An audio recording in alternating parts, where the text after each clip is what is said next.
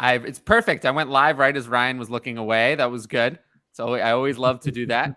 But yeah, welcome. We have a great show. I have not one, but two. Two special rookie experts. I'm so excited. Matt and Matt, two rookie experts.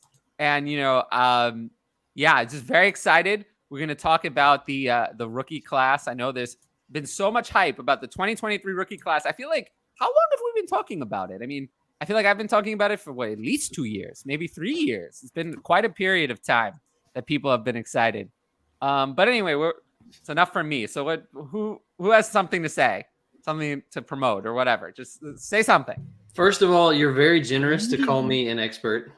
I think so. I mean, you have a YouTube channel all about rookies, right? I mean, I do have a YouTube channel, and I do break down rookies. And I would call you an expert. I don't have a rookie channel. I don't have a channel where I break down rookies. Well, thank you. Speaking of my channel, you can see on the screen at Devi2 Dynasty FR. That's also my YouTube handle. You can find me there. I have lots of film breakdowns right now. It's rookie season, so it's all rookie film breakdowns, strengths, weaknesses, where I would draft them, all that kind of stuff. Check it out. Also, I'm going to give a plug for the Dynasty Nerds Film Room. I help contribute to that. I cut up video for them, and we have like hundreds of games, every major prospect of all 22 film. That's where I do all my film study. So I go in, I watch 6, 8 full games for a prospect. Don't highlight scouts. See all the strengths, weaknesses, make your notes. And so that's where I watch all my film. I think it's one of the best resources in all of Dynasty. You can use the promo code COOP and get 15% off, and I would really appreciate it. So dynastynerds.com, promo code COOP, all the film you can grind. I love that. So Matt, tell us about your work you just started doing work for the DLF YouTube channel, like 3 weeks ago? Tell the people more about that. I think I've written for DLF for the last it's over 2 years. I think my 2-year anniversary was like February 5th or so. So over 2 years at DLF, and I know Hutch as well writes and does other things for DLF. So why don't you tell the people about your new videos on the YouTube channel and how that's been going for you? Yeah, man, it was great. Addison and DLF reached out about a month ago, asked if I'd be interested. I love DLF. I mean, thinking back to when I first joined the industry, it's, one of the top resources for me in that top tier. So, when they, reached out about the opportunity to contribute some rookie content, it was a no-brainer, right? So it's been good. Just dropped one today that I'm really excited about. It's a look at the combine, but it's not just listing off, what I think guys are going to run or bench press. So it's a real look at the process, with all my rookie content through the rookie big board.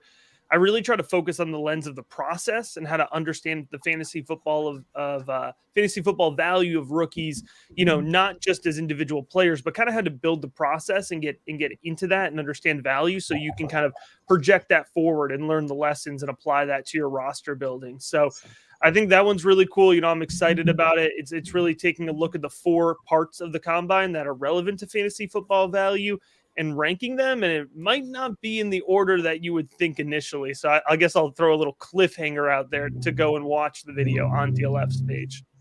So there's where you can watch the video. I would suggest watching it. I think it would be, it would be a great thing. I think people should watch, the video. I would recommend it. We're talking about the combine. Hutch, I'm going to put you on the spot for no reason at all. Why? Bijan, over under 4.5, 140. Bijan? Yeah. Under. I'll go under. He's getting under that time, definitely. That's the betting number right now. I want to throw that out real quick. That's the only one I have. Are you going to bet on it? There's so much. There's betting on the combine now. It's so funny. I've seen so many. There's been betting on the combine for years, right? Yeah. Prize Picks put out a bunch of over-unders for guys. I don't think they're all out yet, but I saw some of them. A-Chain was a 4.29 was his over-under, which is pretty fast. Probably going under. Wild. Didn't he run like an Olympic event? Yeah, I'm pretty sure. He ran the 200. Was it the 200? What event did he run? The 200 meters? It was something. I think it was the 200 meters that he ran. I don't know which event, but he's really fast. Yeah. So you might say it sucks. and I only get Bijan lines. Sorry, I had to plug that my state No, sucks real you're quick. good. There's been a lot of news today. I don't know if people have been. I don't know if people have been paying attention, but there's a. I think the first thing I want to talk about is that there's a new running back potential opening in Tampa Bay, for more running backs because the Buccaneers are going to cut Leonard Fournette, which is interesting. I wasn't sure that was going to happen, but now that it's going to happen, I don't know. I mean, I guess we can talk about Leonard Fournette first, but does that open up the door for them to take a run? I mean, this mock draft. I mean, I don't believe this, but this mock draft says they take Bijan Robinson in the first round. I don't know if I buy that. I genuinely believe that Rachaad White is going to be their lead back. I think it's going to be Rachaad White. I mean, Rachaad White proved a lot to this team last year, and there have been many rumors and reports floating around that he's actually bulked up a lot. And looking at pictures of him, he looks legit big. Like, he looks really big. Like, Rachaad White, I've heard he's gone up to like 220, 225. Like, he looks legit. And if he's actually that size, like, he is ready for a workhorse role in this offense. And the Buccaneers are probably in a situation this year where they don't have tons of draft capital. They don't have tons of, cap space. They're not in the situation where they could splurge on a running back. Like, they're not necessarily in that position. So I feel like Rachaad White's going to be the lead back for this team. I think they're going to give him a shot. Yeah, I'm all in on him for fantasy for 2023, as long as the Bucs don't bring in somebody. Like, he's going to be one of my guys. Most likely. They're gonna. Come on. They're gonna draft someone on day 3 that everyone's gonna get hyped up about. I don't insert name here. I don't know which one they're gonna take, but they're gonna take someone. Day 3. Yeah, maybe they'll take somebody, but I think Rachaad White's still the clear lead back for this team. I like insert name here. That exactly. seems like a very good player.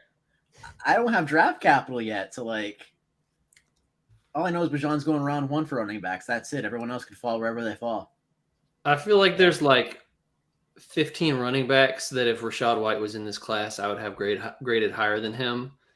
And his efficiency metrics last year, I mean, granted, the offensive line was terrible, but he was one of the least efficient runners in the entire NFL.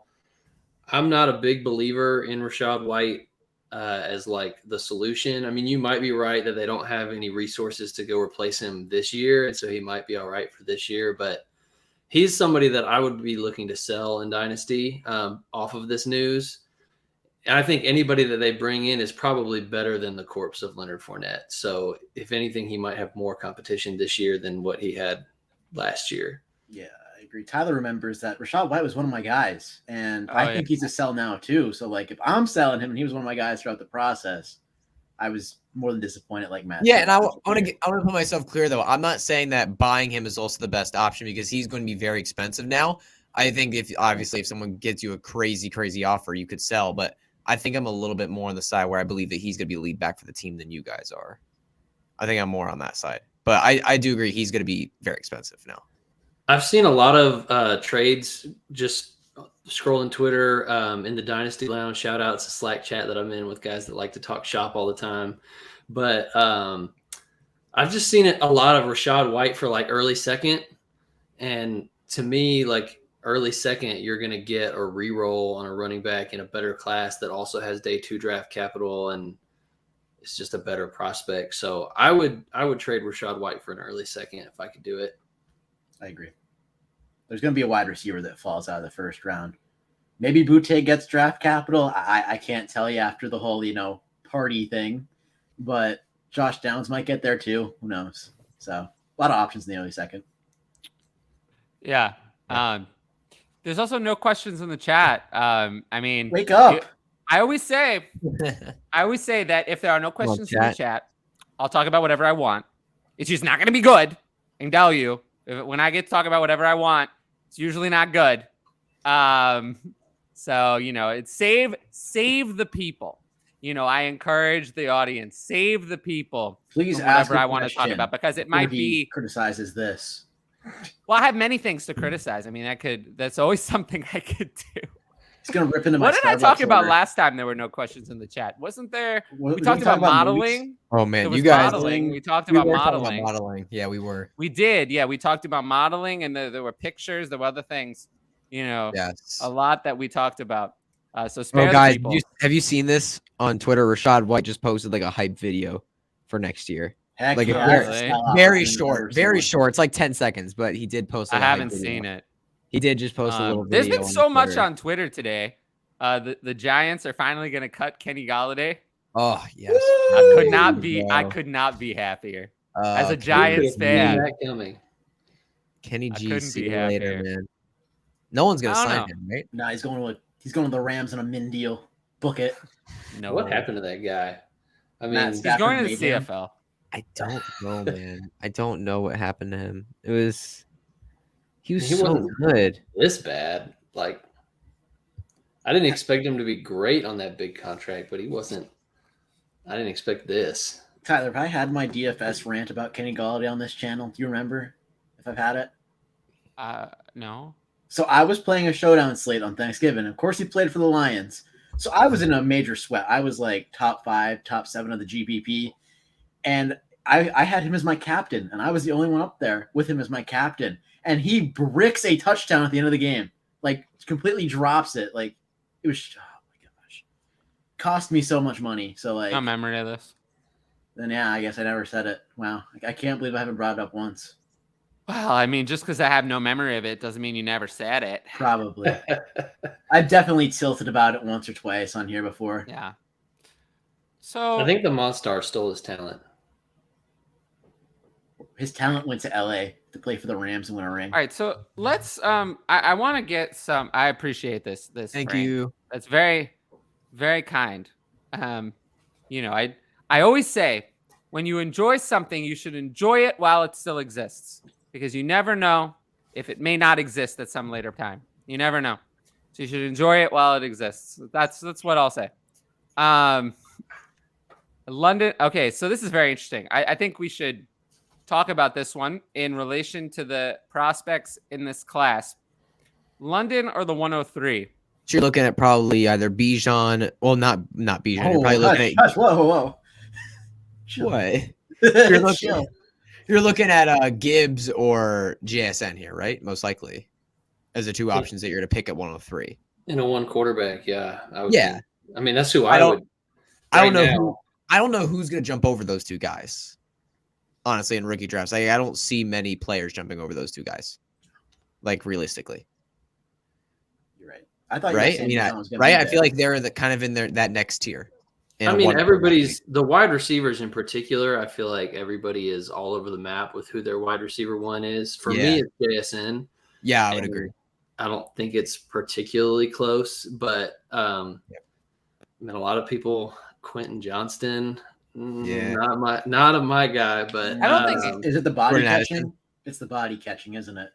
that's up there amongst the concerns. Actually, so What a Matt minute. Hicks, I watched your video on Quentin. Well, Johnston tell earlier tell us today. more about the concerns. You know, I want to hear more about the concerns. I mean, I don't know anything. I mean, I Uh, don't want to say I don't know anything, but I don't know much. There, You know, I know that Quentin Johnston people don't like him. there's So- one I concern that people bring Yeah. up that I don't like. I'm just gonna say I will interrupt if it comes up, but I don't think it's gonna come up here. But I'll.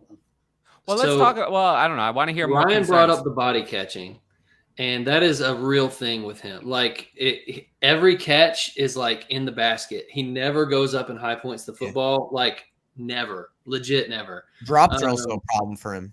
Which is crazy. Like for some Yeah, guys drops that might are a not be big as problem. big of a deal, but when you're 6'4" and your biggest strength is supposed to be that like you can win these contested catch situations, he actually had a 34% contested catch completion rate. Yeah. In this last college football season. So this was his best college football season in his 3 years, and he won 50-50 balls at a less than 50-50 rate. He won 34% of those situations. He brought down the football. He really doesn't play physical. Like he's bigger and stronger than the DBs that are supposed to be covering him, and he doesn't like use his big frame to box out. He lets guys like undercut him because he's trying to do this and they're going up doing this. And it's like pick city. I mean, I saw 6, 7, 8 different plays on tape that were contested catch situations where it almost led to an interception because he was so soft and he was trying to catch it in the basket. And he's also like watching it. I've begun to watch a little bit of film on these guys. Like watching him on film, like he's not the best blocker either. Like watching him block, he is not the best blocker. Someone like the smaller corners he can take advantage of because he's just so big. But like when he's up against like a bigger corner, like he doesn't have it, man. Like he just doesn't have it. He's just not. I don't know if he's just not trying or if he's just like. I do have questions about the effort, but his run blocking sucks. Yeah, so there was one play in the national championship game against Georgia. I highlighted it in my breakdown of him on the channel where his job, he was in the slot and his job was to block for an end around jet sweep for Darius Davis. And Johnston just kind of like lets the guy go by him, and it led to a big fumble. This was like when it was 7-0. The game was still in reach. Yep. And it was like a fumble on their side of the field, and it was all because Quentin Johnston gave like zero effort as a run blocker. So, yeah, I'm pretty low on him compared to consensus. The athletic tools are obviously there for everybody to see, and there's upside, but gosh, he has so much to work on, like so much. He does. I wanted to ask both the Matts if they hold. Do you hold that Georgia game against him as like a whole? I know a lot of people on Twitter, like really adamant about how that Georgia game is a negative ding to him. So I just wanted to hear your thoughts on that. I'll let the other Matt talk. I'm talking too much. Hey, here's the thing. The Georgia game, I think, is an example of a larger issue, right? So one of my big things with Quentin Johnston was, if you look at just in general, when Max Duggan needed him, when Max Duggan needed to perform, let me phrase it that way, he wasn't looking at Johnston, right? So like the first month of the season, Quentin Johnston was almost non-existent in that TCU offense. And that was the first month when Duggan was still winning the job. Like, remember, he didn't go into the season with the job. Chandler Morris had it. So when Duggan had to earn the job, he wasn't looking at Johnston first. And then you get to the national championship where he's struggling. He's getting, the offense is getting shut down. Darius Davis did go over 100 yards in that game because Duggan was going to him. But if you do want to look at that game, a lot of folks say, like, listen, he got shut down in the national championship. Well, Georgia's got good defensive backs, but it's nothing compared to what the NFL's got, right? So I think in general, Johnston right now is like teetering on wide receiver 4 for me. He's almost falling off of that. Really? The upside's there. No, that's interesting. All the physical traits are there, but I think what Matt brought up is a really good point. Something that's a huge red flag for me is to be a great, NFL player, fantasy football player, you have to excel in certain traits, right? And it doesn't have to be specific things, but you have to be really good at something, and you need your frame to match that, right? What Quentin Johnston is good at, his frame doesn't match. So it makes for some fun highlights, but highlights don't get you fantasy football production, right? Especially not consistently. So yeah, I'm right where Matt is on Johnston. So let's take it back to answer Frank's question. So between we didn't really answer Frank's question, did we? We didn't do that. So let's do that for Frank. So London or the 103? For me, I think I would for now, I guess, lean to one QB. So I would lean toward London, but I'm curious if anyone doesn't agree with that and why they wouldn't agree. I think it'd be splitting hairs for me. Like that, if I saw that done in the league, I'd be so torn because we don't know. I mean, the combine isn't like, we haven't really gotten all the info from the combine yet. We don't know, where the landing spots are. There's a lot of question marks with the 103 and what you're actually going to get there. So it is very, very tough. Because I love Bijan Robinson. I love Jahmyr Gibbs. I love JSN. I love all three of those guys a lot. I think I want the 103, but it's so close. I would not. I'm not against you, Tyler, for taking Drake London. I totally get it. But I think I might want the upside of the 103. I've seen this price paid in Superflex for Drake London. And this is a 1 QB. I'm not going to do that. High. That's too high. Bryce Young or Stroud and Superflex is definitely worth it. For me, I think this is like you said, it's splitting hairs. It's right on the line. Yeah, on the line. Because as of right now, just as a prospect, I would have London. Like if London was in this class, he would be my wide receiver 1. And I would probably agree with that. Yeah, he crushed it. His overall counting stats, yards, touchdowns, all that. Maybe it was a little underwhelming this year for a lot of factors. But the underlying metrics, as far as his usage, target share, all that kind of stuff, like he established himself as an alpha wide receiver 1 in the NFL this year. I think a lot better days are ahead. And so as of today, I think I would take London over the 103. And I'm it's just hard scared for of me the to quarterback see. position for the Falcons right now. I'm scared that because Desmond Ridder's going to start this year, and we don't know what they're going to look like next year. So Yeah, I'm it a could little be bit a rough. scared It could be a rough couple of years. I don't know Yeah. when the quarterback situation. But if is you gonna if be you better. look at it though, London actually performed better at the end of last season. So although Mhm. you're completely right Yeah. to be scared of Desmond Ritter, because I'm scared of Yeah. Desmond Ritter. Yeah. I think when a quarterback is young like that and developing, if he can get a big target like a safety net. We also know um, Kyle Pitts in that stretch, though. Remember that. Kyle What'd you Pitts is say? gonna be Yeah, back. that's true. We also That's fair. know Kyle Pitts. He and output Kyle he's Pitts bigger than Drake anyway. London. Drake London's big, but Kyle Pitts is bigger. Yeah, well, I think So, London showed us more in one season than Kyle Pitts has Oh, so I would far. agree, That's yeah. probably an avenue Yeah. we don't want to go down because that's No, probably I mean, that's a whole different podcast. yeah. It's a whole So- episode. I would say that is very very interesting. We'll move on. Drake London's 21, by the way. Don't forget that. Yeah, He's younger than some guys coming in right now. He is young. yeah, man. he's 4 years younger than Stetson Bennett. So there you go. There you go. That the people need to know that information. I can't believe you didn't go with Hendon Hooker and you went with Stetson. Who cares? Stetson Bennett. Yeah. Who cares? Stetson Bennett actually won something. Hendon Hooker didn't win anything. So I don't really care about him. I for quarterbacks, if they're not going to be a success at the NFL level, I care if they won something. Then I might remember them, like Ken Dorsey, who I still remember. This trade is so interesting. That is a Yeah. lot to digest. So 12-team It is Superflex so- tight end It's premium 202 start and 12. 204. Start Jamison Williams 108, 202, 204, and 24 first for Christian McCaffrey, Devonta Smith, and Amari Cooper. Wow. It is very interesting. Because I this agree. class, the 202 and the 204 are worth a lot more. Because this class can go pretty deep. Yeah. We've talked about it a bunch, but this class is pretty deep. Though that 202 and It is 204 are interesting. about Flat I on mean- point though. What? That you better be a contender. Like you better be ready to win the ship if you're going to take the CMC Yes, side. you better. Yeah, you better. But I think it's JMO in the picks. Because that 24 first, don't sleep on that 24 first either. Yeah, no. I'm gonna tackle. How excited are you about the 24 class, by the way? Very excited. Very excited. It's really good. Very excited. Yeah, I think we're going to be a lot more excited next I year. than can't we give are a this huge. time. I can't give much of an opinion on that. I don't really know. What happened? Caleb So- Williams. I know Caleb Oh. Williams. I know Caleb Williams. So It's gonna be everyone was great. so excited about. So Yeah. this trade, I think honestly, it's for me. We don't do. I think the thing we know is that I will never be on the trading away all of these picks for Christian McCaffrey, like ever. It would have to come at a 50% discount, and this is not a 50% discount for Amari Cooper as well, who I don't want. So it would have to come at a huge discount. It's not. So I think the people know what I think about that.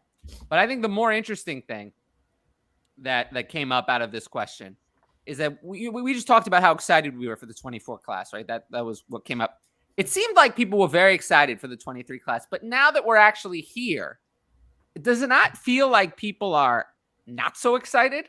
Like it's Yeah, kind of how I I agree. feel. Like I don't feel like what happened to all the excitement. Everyone was like last year, trade the 102 or the 103 for a 23 first, and now Welcome to draft fatigue. I think there is an element to where that's going to happen every year. no The matter grass what is you always do. greener on Beat the me other to side. it. Beat me to it. There you Not go. Grass true. is always greener on the other side of the Not fence. true. For the 2022 class, everyone hated it the year before. They got there and they still hated it. The 2022 and they class missed out was on- very consistent. The 2020 class, people loved it in advance. They got there and they loved it. They loved it, loved it, loved it. Not this year. This year, it was hype. Now we're here and the hype has not been matched. So there are years where it matches, but this is not one of them. Like, did something happen? I mean, you guys would know this better than me. Did something happen during the college season? Did a lot of these prospects have a bad year or something? Talk maybe a little bit about that. If there's anything along those This is lines. an interesting question, honestly, because a lot of these prospects had fine years, and through like the season ended, and all of a sudden, like everybody started hating on them, where nothing had changed about the prospect. And I think some of this is running back fatigue. Like we've seen so many running back injuries, and like the general trend in Dynasty is towards like build your team around wide receivers and these other positions. And the strength of this class is running back. And That could be so, part I of mean, it, some of these guys like Zach Evans was like for years, everybody was like very excited about Zach Evans. And now the time has come and all of a sudden everybody hates Zach Evans. I don't get it. I mean, No, he's still good. he's a really good prospect. So some of these guys really, you just need 5 or 6 of these running backs to get day 2 draft capital. And I think it's a really deep running back class, which has always been what was exciting about this class. I think there's 2 prospects that folks have changed their mind about this class over, and it's Spencer Rattler and DJU. I think once Spencer Rattler and DJU didn't have the seasons we wanted them to as 2 former 5-star quarterbacks, all of a sudden the class was weak, right? I think that's one part of it. I think the other part of it is where a lot of folks, I think, missed last year was, Tyler, what you were saying was this idea that 2022 was weak. That was the narrative the whole time. 2022 wasn't weak, but a lot of people were giving the advice to sell 2022 picks for 2023 picks, myself included. You know, they were kind of pushing the buck, you know, a year where really that wasn't the case. Like 2022 was never that weak. Folks just, you know, I don't think we're evaluating properly, and so, because we pushed that bucket down a year, so then everybody forgot about it, you know, honed in on Dynasty, honed in on the NFL season. And then we got to this point and everyone's like, whoa, I was told that this was going to be a knockout class, right? Like, what happened? I have all of these 23 picks that I had accumulated. I didn't draft anybody last year. What's going on here, right? So I think that's kind of how we got here. But the 23 class has always been slightly stronger than the 2022 class, but the 2022 class was always good. You know, so I think it's just like following the narrative a little bit. I think the quarterback point is the biggest point, because the 2022 class was devoid of any good quarterbacks. They were all bad. Kenny Pickett is okay. The rest of them are, let's just say that, you know, 3rd string Malik Willis. Shout out the 102 Malik Willis within the next 2 years, all of them could not be starting. I agree with that. But DJU, I think, was someone that I had heard of a long time ago. I don't know what happened to him. I mean, you know, he's clearly not. I don't think anybody knows what happened to DJU. Yeah. I remember in 2022 hearing all about Spencer Rattler for 2020. Like, I remember hearing all about him. Oh my goodness. He was everything. Like, everyone. I think what happened, he's like, I think what happened is that this class, I think it's fair to say that picks 7 through 12 are not going to be as good as what you thought they were. They're just not. It was going to be better. I like it. I like it. I don't know. That's a really nice spot, honestly. No, it is. But I think that there were supposed to be a couple more higher players, which were going to push some of these players who are now, you know, in that mid-first range down to the late first. And that's not happening. But what this class still does have, unlike last year, I looked at the names. I got to 15 and I was like, ugh, okay, I'm done. You know, 2021, actually the same thing. I got to 15. I was like, oh, okay, I'm done. This year, though, I don't feel that way. This is the deepest class I've seen in a long time. It's the deepest class I've seen in a long time. I think this class might not have the most first round picks at the positions we care about, but I think this class could be one of the most picks on day 1 and 2 that we've had in a long time at the fantasy relevant positions. I mean, I just heard that there were 11 tight ends, you know, I think it was Daniel Jeremiah or someone, 11 tight ends given a top 3 round grade. I mean, that's not actually going to happen, but you know, if even 8 are picked, that's a lot. And then there were a lot of wide receivers, more than usual, given a higher grade. And then running back, especially, maybe we don't have as many in the first round. Obviously, I think there'll be 1 or 2, but you know, definitely 1, maybe 2. But I think there's going to be a significant number in round 3. This could be a year where there are 8 running backs taken in round. Like, it's very possible where there are 8 running backs taken in round 3. So we have a lot of running backs who get that kind of draft capital. So I do think that where this class will deliver is it will deliver on the promise that was made last year of make sure you buy those 23 seconds because they'll be better than a usual year. The class is deeper than a usual year. I do think the class will deliver on that promise. But it is at the high end. It is a little lacking, you know, in what I would. It's not special. It's not as special outside of Bijan. It's not as special as I think people wanted. I think that's the only thing. Bijan is to me the only special prospect in the entire class. The only one that you can't get any year. Bryce Young is great. There are quarterbacks like that a lot, and there wasn't one last year. But there are quarterbacks of his caliber someone most years. The wide receivers are great, but there isn't a Ja'Marr Chase level prospect in this class. They're great prospects, but they're not generational. So that's the only thing I think is we're a little short.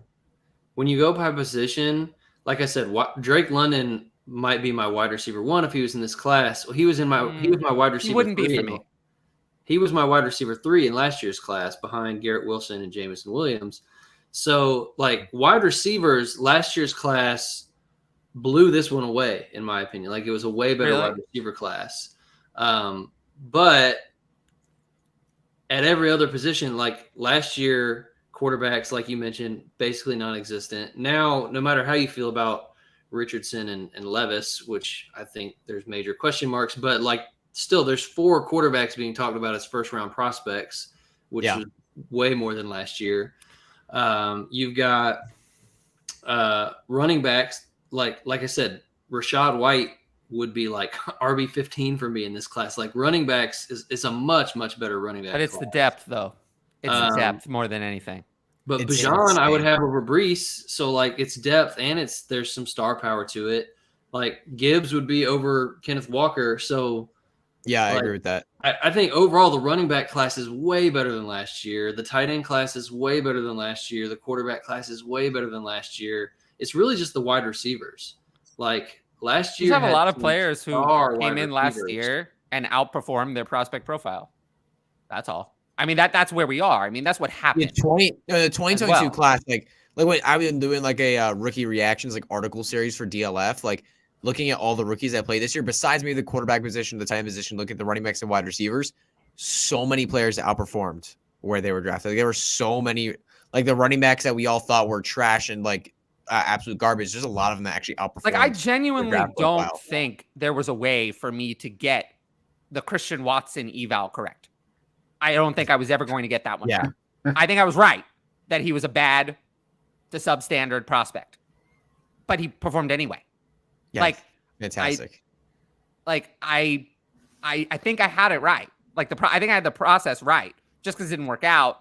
And also Garrett Wilson, Drake London, despite the fact that I liked both of them, also outperformed their prospect profiles. They were not that level, neither of them. That level of, I mean, Drake London, I guess, didn't really outperform it that much. Garrett Wilson did. To me, I was too low on Olave, and I was obviously too, like most people, too low on Watson. But I mean, Wilson. Hindsight's 2020, you know. So hindsight is 2020. But Wilson, London, Dotson, Pickens, like those guys are doing exactly what I expected, at least. Like I thought London. If you expected him to do that, you would have drafted them in the first round of a startup, though. But nobody did. So that's the thing is, like, of course they outperformed the expectations because they've gained. So if they had met expectations, they would not have gained 2 rounds of value. They're not even going in the first round of a startup now. I mean, in a super flex, it's hard as a wide receiver to do it. In Dynasty. And in a 1 QB, Garrett Wilson is going in the first round. 11 overall. I guess February DLF ADP. QB leagues. I'm just in a super flex, expect any. Who plays 1 QB, Matt? Come on. In a super flex, to expect any wide receiver to go in the first round is not. I mean, there's maybe 1 or 2 at a time ever. So like that's now we have 8 quarterbacks in the first round, and rightfully so. Usually. I might add. Rightfully so. Definitely. The rightfully so. I don't disagree with that. The quarterback, you got to build your super flex team around quarterback. I don't have a problem with that. But it's that's a hard standard. But in super flex, I'd usually more say being in the second round as a wide receiver is an accomplishment. But anyway, let's see. This is interesting. I'm still kind of working on my rookie ranks. I have Gibbs at 2. Yeah, I'm still going. For me. Yeah, I would have Jahmyr Gibbs at 2 as well. His pass catching ability is unreal. Like watching him catch the ball actually reminds me a little bit of Alvin Kamara. Actually, watching him. To me, though, I'm pretty.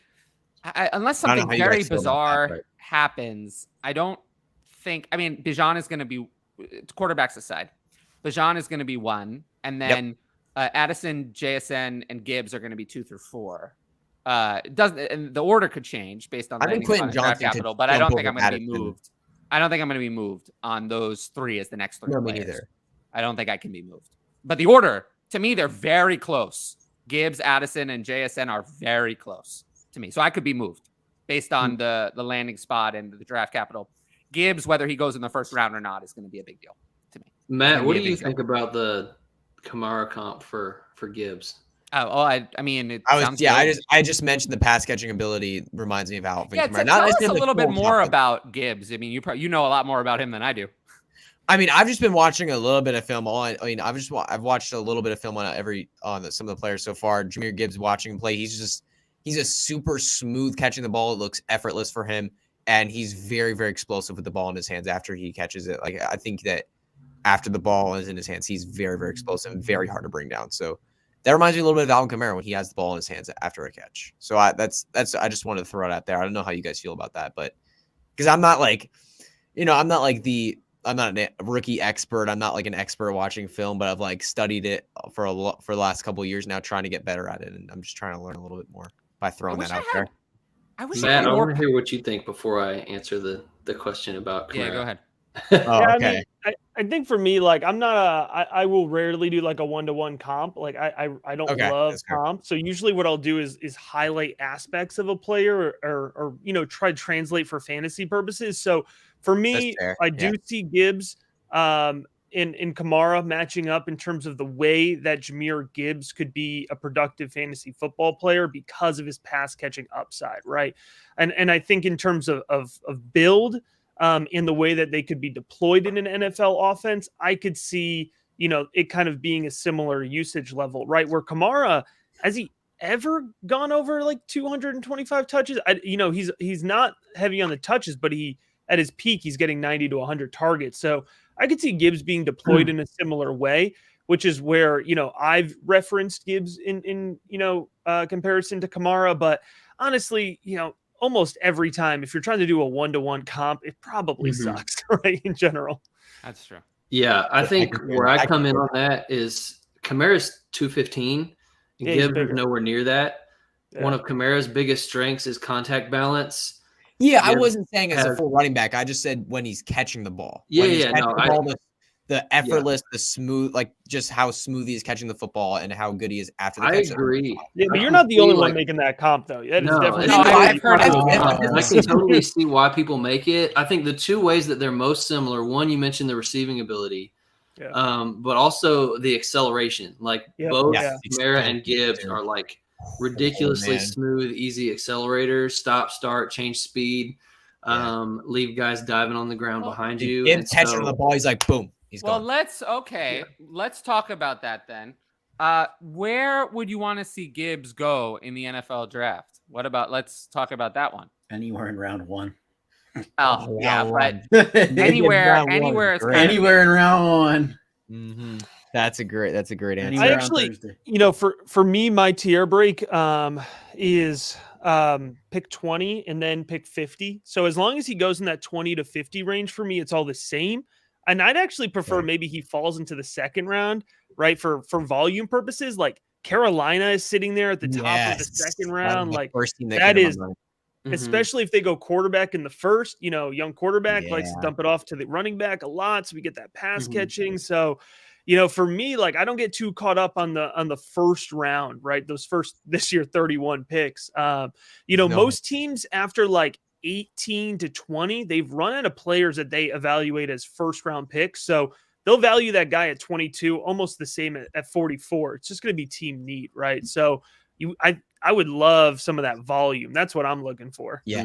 I think Carolina's a good spot because, obviously you said with the rookie quarterback love to dump like shorter passes and keep them comfortable. And neither CJ Stroud nor Bryce Young are elite runners. So if we see one of those top guys go to Carolina, like you're not going to be like, it's not going to be like Lamar Jackson where he's running the ball instead of dumping off to the running back. They're going to be dumping off to the running back. Wait till it's Anthony Richardson though. Yeah, no, because Carolina will draft Anthony You know what Richardson. I would like? Why don't we give me what I want? Why don't we give me what I want? Why don't we send it to Kansas City? That's what I want. Why don't we send everyone to Kansas City? That's wasted. I like giving me what I want. It's not wasted.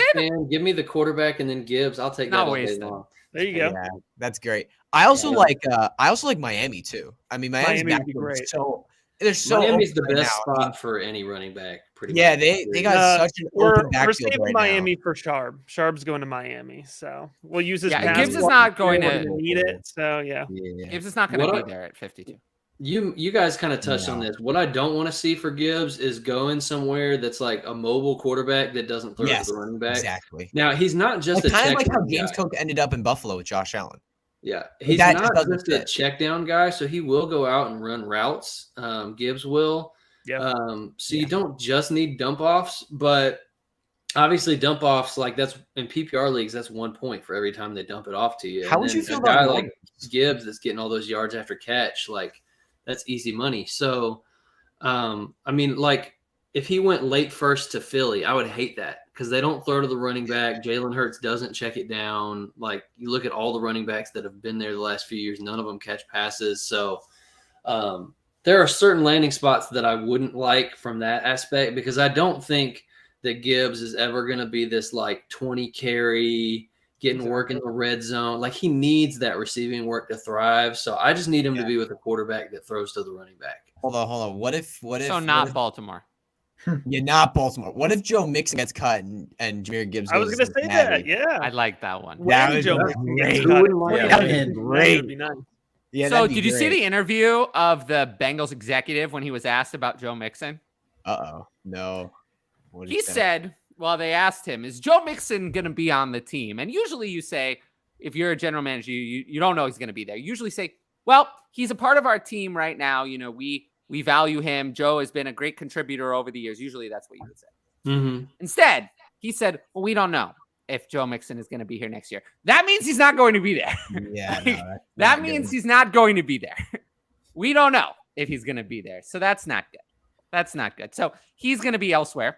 And they're going to be in the market for running back. However, I do think that they have their eyes on a potential free agent they'd be very interested in to upgrade from Joe Mixon. I can only imagine. It'll be very interesting. Yeah, The that's Bengals the having thing Saquon here. Barkley in their No offense. way. Oh No my shot. God. Why not? They're not gonna Because the owner's cheap. get. The thing here that we haven't These touched NFL on, teams are worth billions, Ryan. Everyone has enough money to pay. You should Like, see the Bengals though. They're we cheap. haven't touched on this yet. Not that cheap. And I think it does affect these rookies, is that it's also a really good free agent running back class. And so some Yeah. of So these landing good. spots, Yeah. there's going to be, you Yeah. How might many feel spots like- for running backs are there going to be left? I think There that's never is. Like that's the There thing you never- have to remember about running backs. There's almost fluid. like every year, maybe 2 or 3 rookies will be drafted into lead roles, right? So Mhm. you always have to keep that in mind. But on the flip side, how many running backs get injured every season, right? So sometimes, like when you get 50? into those It second feels round like picks, all of them. 50? yeah, or you so. just need like Yeah. to get into that guy who's number 2 on the depth chart. Sometimes can be. I enough. would Like, I would say that also you have to keep in mind that there's going to be a situation where a free agent signs and then Bijan Robinson is drafted and the free agent is screwed over. Yeah. Like no that's doubt going to about it. happen too. Yeah. Like yeah. Yeah. there's going to be. I mean, I remember like people were worried about JT because of Marlon Mack. People were worried about Breece Hall because of Michael Carter. Like if the rookie running back's good enough, it's not going to matter. Yep. It's really Yep. not. That's it. No, That's keep all. giving me those discounts, Matt. Come on. yeah, I think people have learned that lesson mostly. The rookie is always going to win. But As long as you know, in counts this them. class, I mean, Bijan Robinson is so good that it's not going to matter who else is there. He's like that hammer that's like hanging over like DeAndre Swift right now, If that Or or happens, J.K. Dobbins right behind now. that O line. Oh, Like, man. He's hanging A this fresh start threat. would be good for DeAndre Swift. Yeah, I mean, DeAndre Swift staying on the field and being more effective with more carries would be good for DeAndre Swift. If he could Yeah. actually handle more than 10 touches a game, that would really help his fantasy effectiveness. Well, I'm Very saying difficult no to do it other on 10 team touches would a give game. him more than 10 touches a game. I don't know. Well, they did, and then this year they reduced his workload. I mean, he had more of a workload. They decided they saw it and they didn't like it. They didn't like it. So whose fault is that, right? I mean, they had an opportunity to give him more touches and they chose not to. Yeah. So I don't know. I mean, that's kind of scary to me. I don't like it when a player is available and Jamal Williams, who is just Heart a and soul guy. of the team, baby. Oh, heart Yeah, and he's soul of the him. team. I mean, Jay Swag, Daddy, 100%. Snow Angel, Jamal Williams, Dragon I Ball love Z Jamal fan. Williams. I mean, this is a guy You're right right. out of He's my a dad. heart. But Jamal Williams is one of my favorite players in the NFL. One But of he's my a favorite Jags players in the fan. He's NFL. everyone. He's Yeah, one of everyone's everyone's favorite favorite I think player. everyone likes him. Yeah.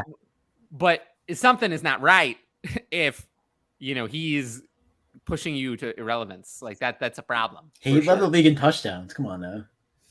That's terrifying for that you were the Yeah. running back sharing the backfield with Jamal Williams leading the league in touchdowns. It's very scary. How many times if- did he get stopped on the one? Like A lot. 25? That's why Amon Ra is someone I like a lot for some positive regression in that area. Oh yeah. He didn't I feel like Amon Ra alone was stopped on the one at least 3 times. I love Amon. I remember at least 2 of them.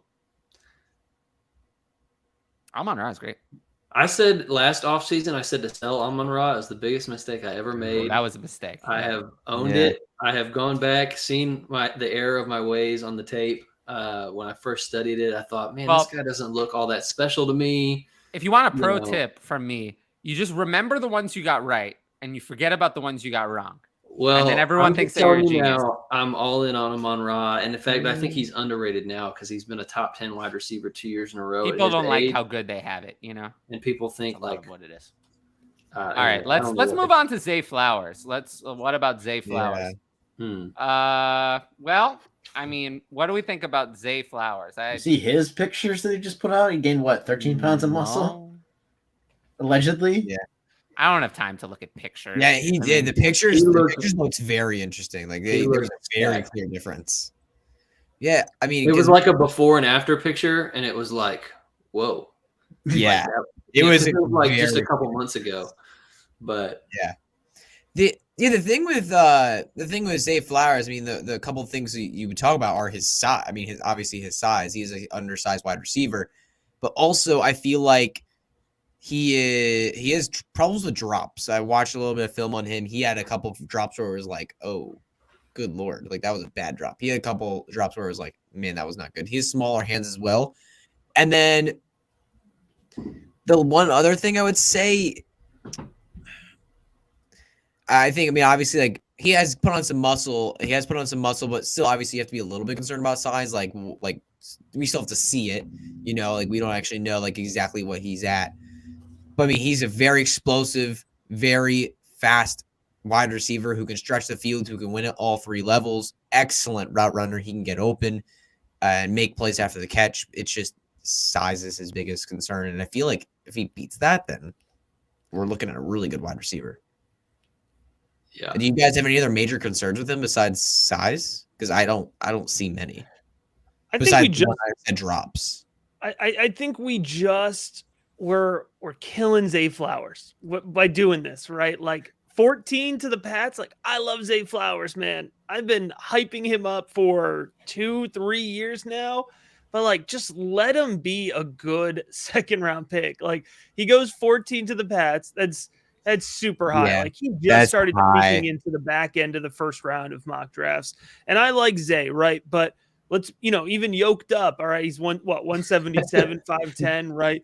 Now let's project him into an NFL offense. Like let's be realistic. And again, I like Zay Flowers, but there was a good amount of manufactured production at BC, which I don't love to see in terms of being able to project fantasy football potential, right? And then, just overall, like this class, like JSN, Addison, Hyatt, Downs, Johnston, there's a lot of good wide receivers. So I just don't see 14. And, even in terms of what I've seen hype wise, like people are projecting him as a first round rookie pick now. Like he was a great value when he was going to be sitting there in the mid to late second round of a rookie draft, and he was going to be a borderline top 50 NFL pick. Yeah. But I think we are just draining the value out of him, trying to push him up to this, statue. So I hope it cools down. I hope it calms down a little bit because I love Zay, but he's going to be way more expensive than what he's going to return at this point. Yeah, I think, in that regard, he kind of reminds me a little bit of like a Jahan Dotson from last year. Like, Ooh. Yeah, exactly. I would literally wish to bring up know, Jahan Dotson got soared up in the draft. which Jahan Dotson had a really good rookie season, and I think he's a really solid fantasy asset. But to your point, Matt, I don't think he's like this high-end wide receiver one. I think, Zay Flowers is a good player who will probably be a good player on your fantasy team for a long time, but his ceiling is pretty capped. And, it's not just his size. I think his size is all right. Like more and more these days in the NFL, like small isn't as big of an issue. And it's not like he's like, Wandale Robinson small. Like he's decent. He's got good enough size. I have questions about like his production profile.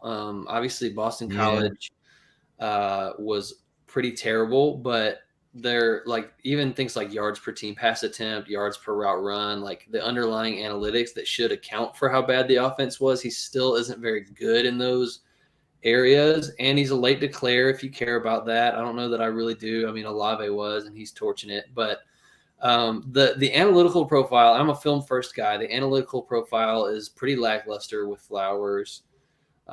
He's a little bit on the smaller side, but I think he's a good player. He's fun to watch on film. He runs crisp routes. He's really and he was born on September 11th. That's a huge red flag.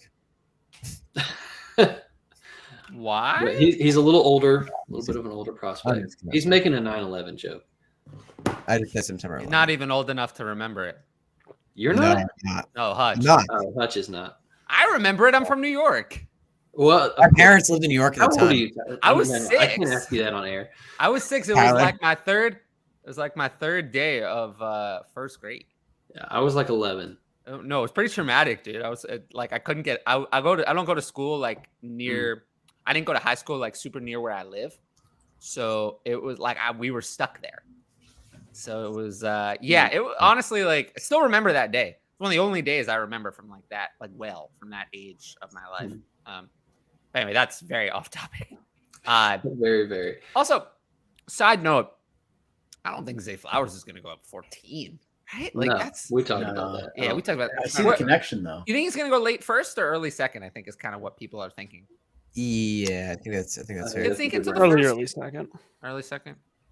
They coached him in the Shrine Bowl. I get it. Like I would bet on they that. spent the most time with them, but like 14's way too high. Yeah, that's not going to happen. I do see Until a it couple does. of spots in the early second. I mean, if Arizona trades DeAndre Hopkins away, You mean win? that's pretty much Yeah. a foregone conclusion. If Arizona drafts Zay Flowers after living through 2 years of Rondell Moore, then they deserve the 3-win season coming their way. That's fair. I mean, they're going to get it no matter what they do. It's fair. Oh, yeah, they they're deserve it gonna in that case. Then they're I gonna think they're in Josh Rosie. such a, with a new. I think it'd be odd for a new GM to come in with that kind of project he's got and take a wide receiver there. Yeah. Yeah. I mean, we'll have to see. I don't know. He could sneak into the. What about the Giants? Are one that I think could be interesting. Giants are At going to take a wide 26. receiver. Cowboys too. Don't sleep on the Cowboys with that pick. I think Flowers could actually complement Lamb very nicely. Because a lot of people think Zay is a slot guy, but he can play on the outside. I just feel like the Giants need a receiver, and by the time they pick, the top 3 and probably also Hyatt will all be gone. Maybe Yeah, not. Like, 40, I don't think they're 26. going to go as early as maybe some folks think. Like, I think either JSN or Hyatt will be available. Probably Johnston. You think to the Giants? Johnston will be long gone. Johnston is going to go in the top 15, whether we like it or not. I don't like. I mean, I disagree. I disagree with it, but that is like, to me, is like a mortal lock. I think the floor for Johnston, really, for me, is actually 12 to Houston. I don't think he gets past that. Oh no, I think he'll be well past that. I think I the only one who's probably going to go top 20 is Addison. Well, and that's no, not a knock on them. It's just the way that the needs break down. That's my opinion. Just my opinion. I've done too many. I've done too many mock I'm drafts. Pretty probably. sure and confident that Houston is going to go quarterback at 2 and wide receiver at 12. That's exactly what I think. Brandon Cooks, I expect to be gone. It's a very Cooks is gone. They just have so many needs. Yeah, that's just what I expect them to do, though. I expect them to Yeah. quarterback at 2 and wide receiver at 12, and I expect that wide receiver to be Johnson. I disagree with it. I disagree. It's not what I would do. They would For deserve their me, 3-win season 2 then. for me, if they took Addison at 12, I'd be fine with it. But Johnston for me is not. I wouldn't give him a top 20 grade. But there's whatever. I mean, that's just my opinion. We mentioned Hyatt. What do y'all think about Hyatt? Wait till he runs the 40. I haven't done enough. You don't have to wait. You already know he's going to run a fast. It's going to be 40. fast. Don't Let's count not that. I know, double but count I'm here. waiting for the public to catch up. Hyatt's my wide receiver 3. I'm all in. Really? He's much more than the speed. Yeah, I think he gets pigeonholed as a speed guy, but I think he's a good route runner. He's got good hands. He's got a good release. Okay. He separates all 3 levels. So I'm way above consensus, I think, on Jalen Hyatt, but I'm happy to be there. So I don't think you're way above consensus. I think the consensus is that JSN is 1, Addison is 2, Johnston is 3, and Hyatt is 4. That's what I think the consensus is. I'll take that. I That's I think a lot of people still like Downs.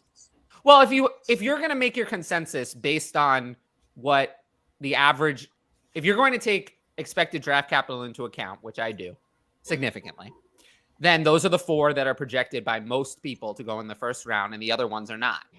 You know, the majority of mock drafts have those 4 being selected in the first round and no others. So it makes sense that those are the top 4. Yeah. And, you know, they have Hyatt last of the 4 in most mock drafts. So it's not surprising that, you know, this is the order, and people don't like Quentin Johnston, and I agree with that. So even though he's I think projected, I would put Hyatt above Johnson. So I think I would put him at wide receiver 3 then. I don't know why. I mean, I don't have it that way. So. I need We'll to have to take a see. deeper look at Hyatt, honestly, because I'm still. I do as well. My process is Yeah, that I watch, like I mentioned at the beginning, I watch like 6 to 8 full games of all 22 for all these guys before I like make my final evaluations. And so obviously that's a pretty slow process, like working through 6 to 8 games, taking notes of strengths and weaknesses and that type of thing. And then honestly, like I'm usually like after I study a guy, I start working on my video breakdown before I move on to another guy. And it takes a couple weeks to get the video breakdown done. So my process is pretty slow. I like to think it's pretty thorough, but it's pretty slow. And so See, I'm the opposite of you. Hyatt is not very a guy fast. that I've gotten to like take my deep dive, watch my 6 to 8 games yet. And so what my perception of him, honestly, just from like watching broadcast view was kind of like you said, Matt, just that he's a speed guy and a lot of broken coverages and schemed open and that type of thing. But now that you've said that, I'm excited to take a deeper look at him. Because Yeah, I think it's I about respect your contract opinion a ton. too. So Yeah, like he's only really had 1 year as a starter, right? So you're going to look at him and you're going to see like he's not the most technically refined route runner, but that's not something you necessarily need to be productive for fantasy football, right? And so, you know, what I keep saying about Hyatt is like he can cut a mean slant and he can work a post. And honestly, in the right NFL offense, that could get you pretty far. Yeah. You know what I mean? So, you know, I say all the time, my favorite route was a slant. Like if you can run a mean slant where you're separating 3 to 5 yards off the line of scrimmage consistently, that can get you really far. So it's one of the reasons that I like Hyatt a lot. But I think he's going to continue to grow as a as an NFL player where, you know, no knock on him. Somebody like Downs or even Addison, I think we know who they are already, right? And that's because they've developed well. They're good players, but I think Hyatt has more growth to do within that. So, you know, that's one of the things I'm projecting forward as well with him. Yeah, I just hope he gets in an offense that could scheme him well. They were doing a lot of things, at least what I noticed, with like stacking him with another wide receiver, and it was just disgusting. Like I was watching the Alabama all 22, and they got him one-on-one with the safety of Alabama, and it wasn't Brian Branch. I forget who it was. But I will say that Jalen Hyatt, while I might like him, if he goes to Baltimore, he will be eliminated from my consideration. You shouldn't take anybody to the Chargers. It's funny because I agree. It's funny because I actually agree. Now Todd Monken's going to cook. What do you mean? Nope. So I wish I had a way of sharing this graphic with you guys because I've got a graphic that Is it the one I think I found it on Twitter, but it shows the receiving yards percentage by route. Yes. Yo, this is nuts. I've seen this. Got Hyatt, Addison, and QJ on there, and it's like over 50% of Hyatt's production came on go routes, with his second highest being crazy. screen. The stat that might help back that up is Hyatt had 12 plays this season of over 40 yards. Like that's kind of ridiculous, right? He played in 12 games, so he's averaging 1 40-yard play a game.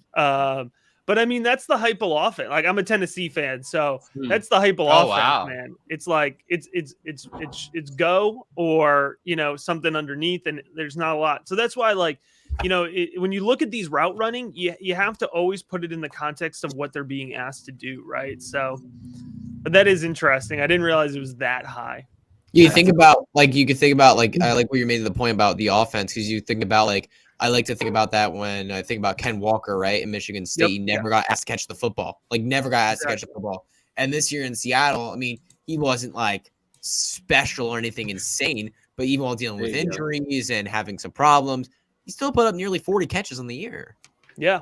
This is exactly the Never one. knock a prospect on something you don't see them do, because you don't know why they're not being asked to do that. Absolutely.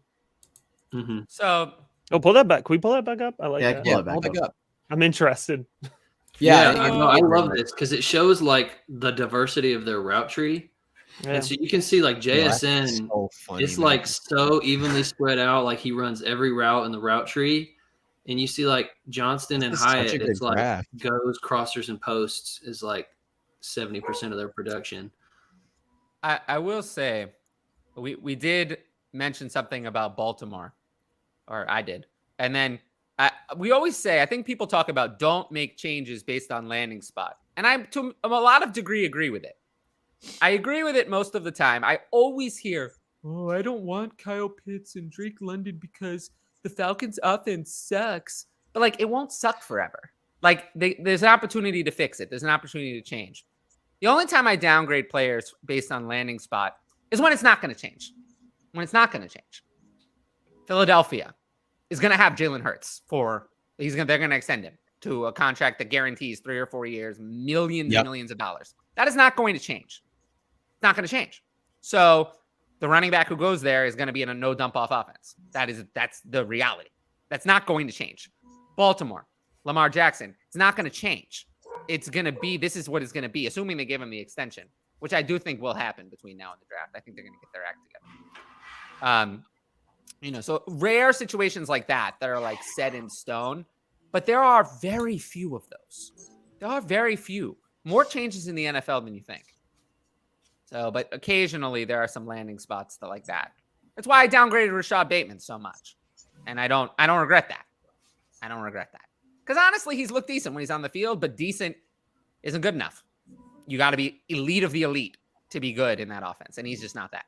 So I don't regret my decision to downgrade Rashad Bateman significantly because of his landing spot.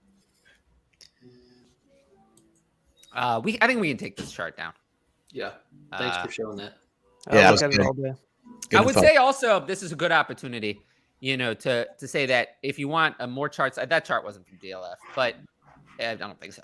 But if you want the opportunity to make good charts, I would suggest using the DLF tools to make charts.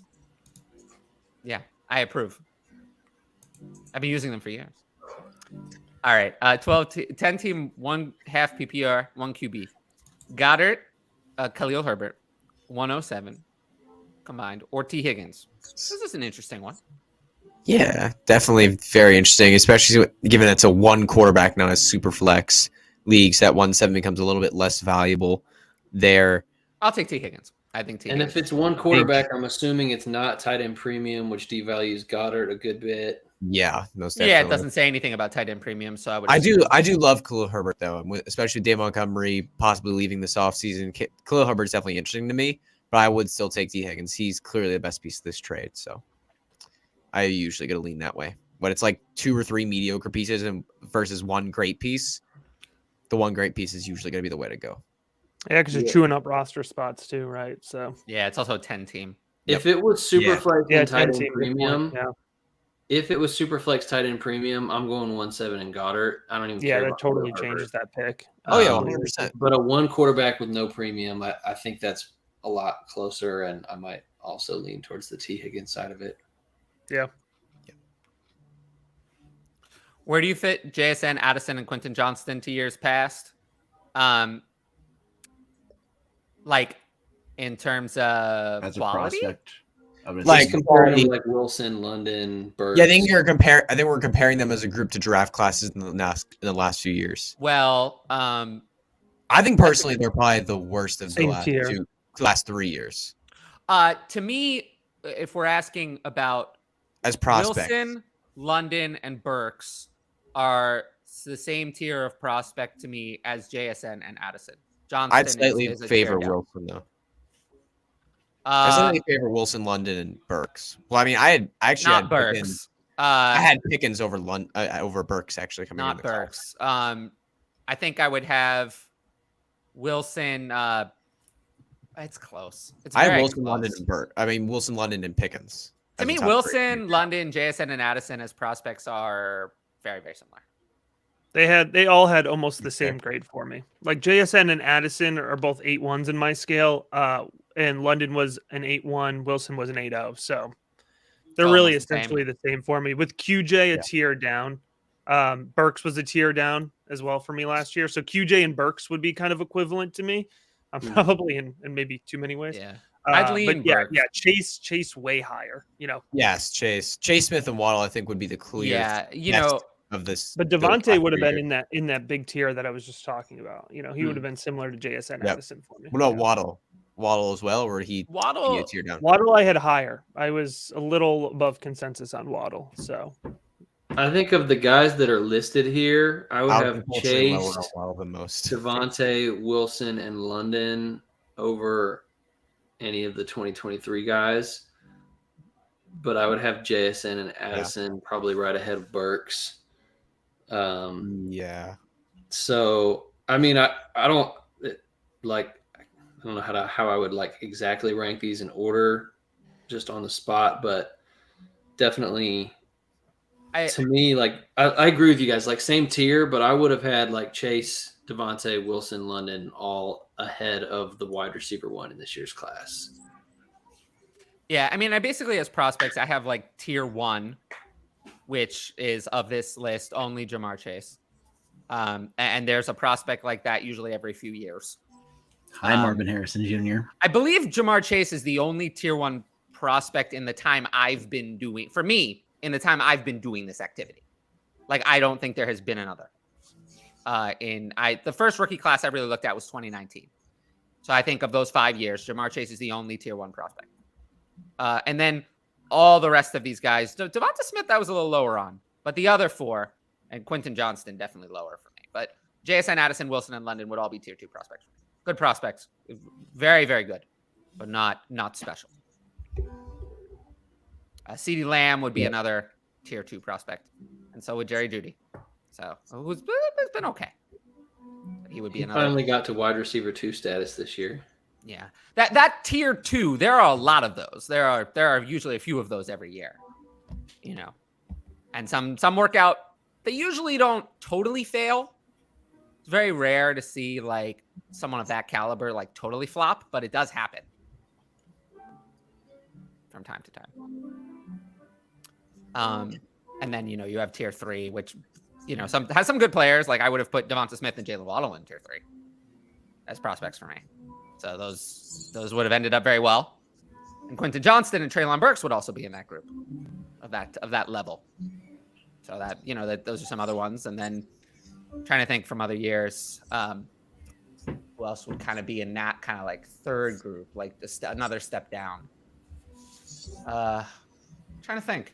I don't know. I mean, what are some other prospects like over the recent years that have like been, this is not my memorizing. I mean, did we say Lamb? Lamb would be a clear tier 2 prospect for me.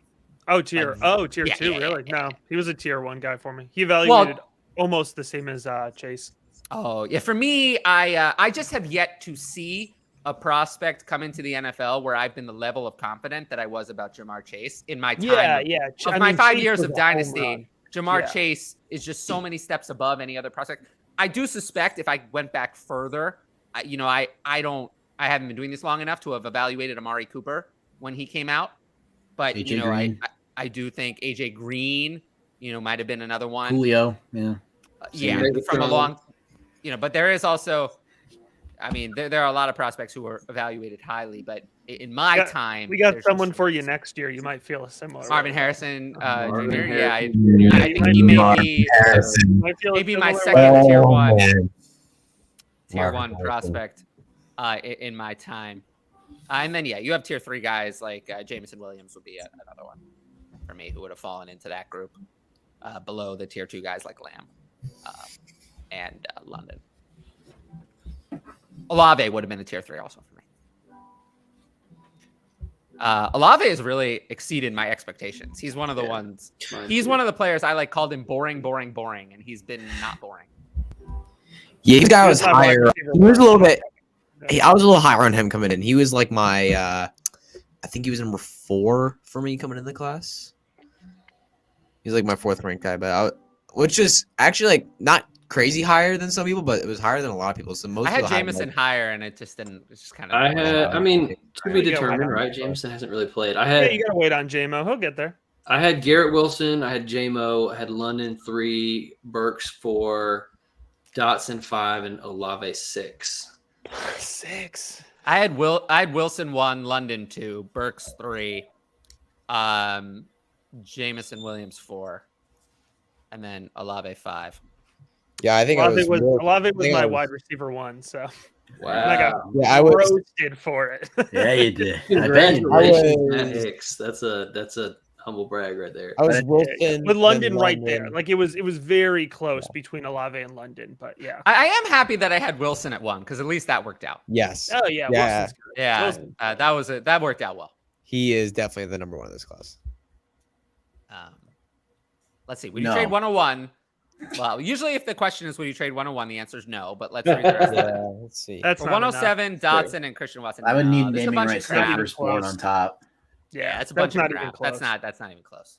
We're not going to waste time on that question. Do not trade the 101 for that. No. This is missing. This offer is missing like a 24 first to even be in the ballpark. Multiple. Well, yeah, multiple. Yeah, we're not touching it. Yeah. Where can Watch I what? I'm gonna assume all 22. Yeah. Is that Or an all all 22 question? The all 22 film, dynastynerds.com, promo code Coop. If you weren't asking about that, then Oops. I don't think Plug. That film room is well worth the What, $3 a month or something? alone. Yeah. Yeah, it's like $6 for a monthly if you use my code, which isn't much at all. And there's way more features than just the film room. There's like all kinds of stuff in there, trade calculators and all kinds of Maybe he's mess talking about stuff. your video breakdowns. Maybe your video Maybe he is. breakdowns? Which True. at Devi2 Dynasty FR is my YouTube handle. So yeah, maybe he was asking when I was talking about my Quentin Johnston breakdown, or I don't know, but yeah, my channel. Tyler, can you link that in the chat? Is that something you're DLF channel? Just throw up places to watch things anywhere. places to watch things? Put it all in there. Yeah, where we watch. Yeah, where link we Matt's watch in there this. too. Yeah, Where are we watching the game? Yeah, I mean, I would say, that's game. always, there's nothing you can actually watch there though. But I would always suggest, Since we're doing shameless plugs, definitely. well, yeah, I mean, I do always say, I do always say that I think self-promotion is tough. People don't want to do it. People don't want to do it because, whatever, that rubs people the wrong way. But, I wouldn't have a show if I didn't promote it. So yeah, I suggest promoting it. Oh, and by the way, I pulled it up for you. I was vamping. There it is.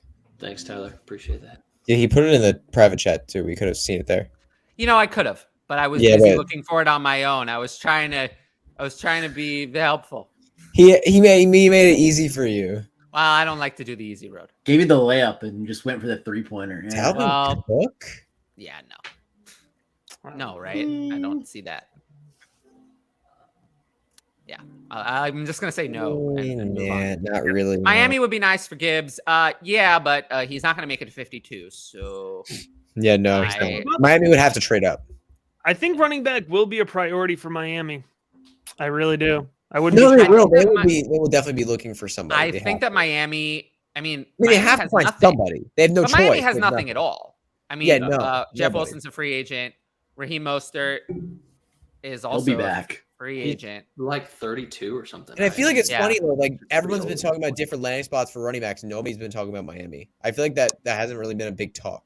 It's because I Miami really doesn't don't have a have much first round draft pick. cap I think now. it's the best running back spot. I mean, Yeah, it's probably the best. I mean, Tua doesn't run a ton. He can dump off a ton. This is a good McDaniel was the run offensive game line. coordinator for San Francisco, which always has productive Yep. running backs. Jeff See? Wilson and Raheem Mostert were both. I will startable say, last though, year, and they're that- scrubs. Miami without that first round pick, I think Miami makes a significant investment in the free agent market. Free And then agency. maybe they'll try to add additionally through the draft. Tony But Pollard worked I think the Dolphins. well, Tony Pollard is not going Money, getting out of yeah. Dallas. Yeah, He's an franchise RFA, tagged. isn't he? He's franchise tagged. I think the Franchise. free So agent Tony running Pollard's back franchise. that I most want to He's land gotta be. somewhere good is Kareem Hunt. I really want to Kareem see Hunt is Kareem washed. I mean, Kareem Hunt is Yeah, he's cooked. done. So What is it, like 45 I mean, now? Kareem Hunt. Did you?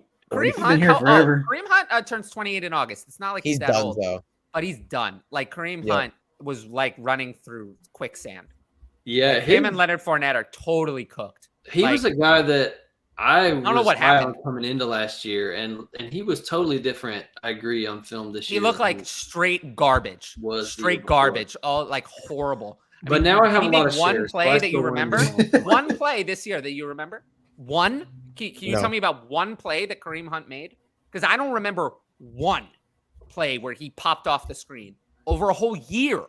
And don't tell me that it's the offense sucked, because Nick Chubb made plenty of plays that I remember. Well, and that's the thing is like he and Nick Chubb had always like 50-50 split until this And year, that's and another Chubb thing. like completely overtook him. Nick but Chubb did not become better in his age 27 season. Kareem Hunt had a really good week one, and then that was was it. terrible for the rest of the season. Kareem Yep. Hunt became worse. That's And what I have a happened. lot of Not- shares, Nick so Chubb didn't become better this year. I would They like just for- realized that they're better off giving all the work to Nick Chubb because Kareem Hunt is completely washed. So I don't see any hope for that. Yep. Miami, I think, is going to be in on someone better than Kareem Hunt. I think they could look at it. I mean, Yeah, obviously they'd be Saquon looking- Barkley is the top of the top of the top. But Oh, if he's not Saquon. available. Yeah. What would you think someone about Miles Sanders in Miami? I was going to suggest David Montgomery. or Miles Dave Sanders- Montgomery would be great. I think David Montgomery is more what they're looking for. Someone Yes. safe. Sturdy. You can rely on him. Miles Sanders, one day it might be good, the next day it's not so good. David Montgomery, you can rely on. Montgomery's gonna get the Montgomery ball didn't given draft a away. That'd rookie, be he it. would I feel like be- he'd be a great, like, That's safe running back pick. Well, I think they're Miami. gonna. I think it's the kind of thing where they would sign David Montgomery and then be open to drafting a rookie, but then they don't have to. They're not stuck, relying on the draft. They have somebody you can trust. You can trust David Montgomery. He's not going to lose it for you. He's good No. he's fine, competent at everything. Fine on the goal line. Fine in the receiving game. Fine at taking a bunch of carries. He's just fine. He's pretty sturdy. He does have an injury or two, but every running back does. He's not more injured than most. So I do think it would be a nice landing spot for David Montgomery in a pretty good offense where he could still have fantasy relevance. Yeah. Of course, if he He signs had there, that I'll job recommend selling him. himself. I think he'd be more productive than he ever was in Chicago. He was pretty good at times in Chicago. Yeah, no, I agree. There was an I RB1 think- stretch there. So I don't think he's like I don't a know about world that. beater, but I think he is a little underrated in terms of like you said, he's a good running back. He's not like a great running back, but he's a good running back. he's competent in every area. I think if which you you put him can't in say about a Miami, lot of which is guys. one of the best landing spots out there, and he doesn't have a rookie nipping But at if he his heel, signs there, then you sell him because then the risk of another running back that's good coming in the draft is high. So you sell him the second he signs would be my dynasty recommendation. But that's always my dynasty recommendation for running backs on second contracts. So you always want to sell them. Yeah. Oh, Definitely. whoa. Wow. We had a Okay. lot of, this is a very interesting one. Let's look at this. Andrews, 101. 206, 209, 224 first, and a 24 Oh, second this is 101 and Waddle. for 101 and Waddle. But it's 101 and Waddle easily, no? This is not even close. Yeah, It's this is what is this? Not even close to me. Yeah, it's not close, right? Because I'd rather have the 101 over Andrews and all the other stuff, and I'd rather have Waddle over the two firsts. So That's not enough for the 101. I think Yeah, it's enough for the 224. 101 by Oh, that's itself. enough for the 101. Two firsts and Andrews? It's enough for the 101 by itself. Yeah. But Most definitely. with It Waddle, doesn't say no. tight end premium, so I Yeah, it don't know doesn't about say that but either. So Yeah. With Definitely- It's not close. I think we It's can not agree. close. 101 and Waddle. That's easy. Waddle's not worth that much less than the 101. Yeah, that Yeah, is. Waddle is- I mean, that's an I'd amazing. I'd amazing lean deal. that I would lean Bijan over Waddle. 224 but it's first not and by a 24 much. second just for Waddle. this is essentially 2 101s, more or less. I mean, the difference between 101 and Waddle is less than a second. It's probably like it's not close. So 2 101s. This doesn't buy you 2 101s. But he's receiving 101 and Waddle, so he should smash accept. Oh, absolutely, yeah. Yes. Yeah, just accept it now. Mash. Okay. I know this is a 2023 preview, but what are you guys think about the 24 class? Yeah, I don't know much. Last year, okay. Well, I think we talked about that significantly. Yeah. It's gonna be I don't good. think there's too much to talk about. I mean, this isn't. We didn't really name anybody from the 24 class, so I don't know if y'all want to go Except down that Caleb rabbit hole. Williams. Not really. No, I don't really want to. Okay. No. Not really. But now shall we? See, I will say that if you can, forgetting about the years in this trade, if you can do what I always want to do and trade an early second for a first next year, I would. And I think that in most dynasty leagues 3 years ago, people fell for that every time. I think that people have gotten smarter. However, this is planet Earth filled with humans. At last time I checked, there are a lot of dumb humans on planet Earth. There's a lot of them. This is and this also is a deeper class where a lot of people are, thinking the second rounders are a lot more valuable. The answer to the question is I would try the same moves that I always make. The same silly things. Old reliable. Reliable. On the clock, early second, they're in love with the prospect. Say, you send me your 24 the same game that I do every year. That's a great move. I would absolutely do that this year. Toronto Dave, I appreciate you joining us in the chat. I really like Hyatt. Yeah, for me, he's pretty clearly the 4 for now. The difference between I have Zay Flowers at 5. The difference to me between Johnston at 3 and Hyatt at 4 is slightly larger than the difference between Hyatt at 4 and Flowers at 5, but it's not. Hyatt's kind of in that middle zone for me between the two groups. See, I know I said when he runs the 40, everyone knows he's fast, but he's absolutely going to light up the combine. I do care how fast he runs, but not because it affects my eval of him. I care how fast he runs because if he runs really fast, it increases the odds he gets into the first round. And for me, if you're a wide receiver, the 5th-year option for a running back, by the time we get to year 5, we don't care. For a wide receiver, I do value getting in the first round a lot. So it matters to me a lot. It is a big deal. So if he can get into the first round, a fast 40, NFL teams care about that 40. If he can have that really fast 40 and get into the first round, I'm going to like him a lot more than I would otherwise. I've just been burned by too many guys who fall to the second. I feel like guys who fall, like last year, there was a debate. The debate was between, a lot of people were debating between Sky Moore and Jahan Dotson. And I told people, pick the guy who was picked in the first. If you just drafted I always say this. If you just drafted, there's no other factor where this is the case. If you just drafted the players in the order they were drafted in the NFL draft by position, you'd do okay. There's no other factor you can use. There's no other single factor. That's the only one. You can do that and you'd do okay. You wouldn't be perfect, but you'd do okay. So, if Hyatt goes in the first round, I'm going to care about that significantly. I think I would have. How about the Chargers at 22? That would be great. But can we save that for JSN? Can I have that for JSN instead, please? Yeah, sure. Why not? I just want a speedster with Herbert. I hear you, but I want JSN. I want JSN to play with Herbert. Can you blame me? No, we won't ever want to play with Herbert. That'd be so good. Oh man, I want that.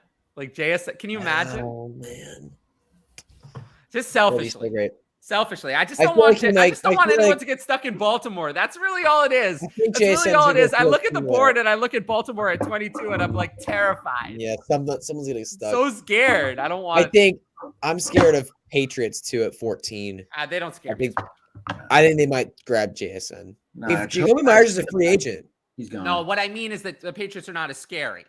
Like this is not the same kind of perma bad situation. Well, yeah, not. There's volume, and Mac Jones can throw the ball to somebody. So I don't hate the Patriots. I think if Mac Jones had a real one, he'd be able to deliver the ball to that real one. Their volume could be there. It could be like I'm not going to draw a 1-to-1, but it could kind of be like a Justin Jefferson situation where we all thought we hated Justin Jefferson to the Vikings, but actually it was really good because there was 100 targets just sitting The there. other thing is, I don't think we like JSN, right? I don't think we should hold the fact that the Patriots picked N'Keal Harry and Tyquan Thornton and they were bad against JSN just because he goes to the Patriots. Yeah. Like, I think those players were going to be bad no matter where they went. I don't think it's the Patriots. The Patriots made a mistake in picking those players, but I don't think it reflects poorly on JSN if he's picked by the Patriots.